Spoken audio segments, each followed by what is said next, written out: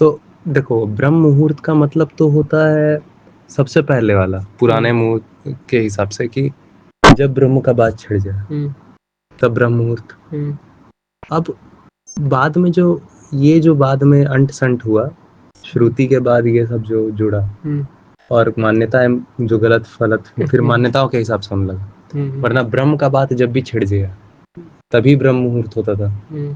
अब ये ब्रह्म मुहूर्त सुबह को 3 से ये होता है और उस समय कुछ वाइब्रेशंस होता है। ये जो वाइब्रेशंस है, इनको कैसे टाइम पता चल रहा है?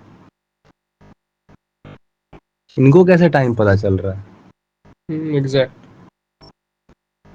हाँ, मतलब ये तभी तो जाग जा रहा है उस टाइम में इन लोगों का ड्रैकुला। नहीं तो ये जो वाइब्रेशंस है, इनको पहली बार टाइम कैसे पता चल रहा है कि 3 से 4 बजे वाला टाइम है जो बाद में जोड़ा गया? और ये वाइब्रेशन क्या उस जमाने में नहीं होती थी जब जिस जमाने में ब्रह्म मुहूर्त का मतलब ये होता था कि जब ब्रह्म का बात छिड़ जाए तभी ब्रह्म मुहूर्त है। सबसे पहले ब्रह्म, मान लो कि पुराना जमाना, एक है मिडिल जमाना।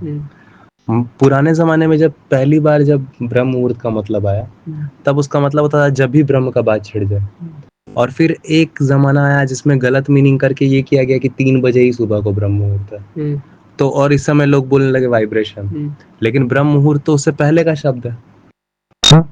अगर 3 बजे ही सुबह को वाइब्रेशंस हो रही हैं और वही ब्रह्म मुहूर्त है, तो फिर पुराना वाला ब्रह्म मुहूर्त का क्या मतलब हुआ फिर? तो क्या आप ये कहना चाह रहे हैं कि जो ऑथेंटिक जो था, पूरा जो पहला था ब्रह्म मुहूर्त, वो फालतू मीनिंग था? तब तो आप प्राचीन में आप फालतू बोल क्योंकि फिर नया क्यों बनाना पड़ा? नहीं तो वही तो बोल रहा हूँ ना, कौन से वाले ब्रह्म मुहूर्त के हिसाब से वाइब्रेशंस फैल रही हैं भाई? यहाँ पे तो 2 ब्रह्म मुहूर्त है, एक है जो 24 घंटा में कभी भी हो सकता है और एक है जो खाली 3 बजे सुबह को हो रहा है। और दोनों आप ही के हिंदू धर्म में यही होता है गलत फहमी। यही होता है ना समझी से किसी चीज को बना देना और जो समझदार वाला डेफिनेशन है उसको भी बर्बाद कर देना। आपने ना समझी से कर दिया कि 3 से 4 बजे कुछ हो रहा है खास, जबकि असली वाला जो मीनिंग है, ऑथेंटिक मीनिंग, उसका मतलब है जब भी ब्रह्म की बात हो तभी ब्रह्म मुहूर्त है।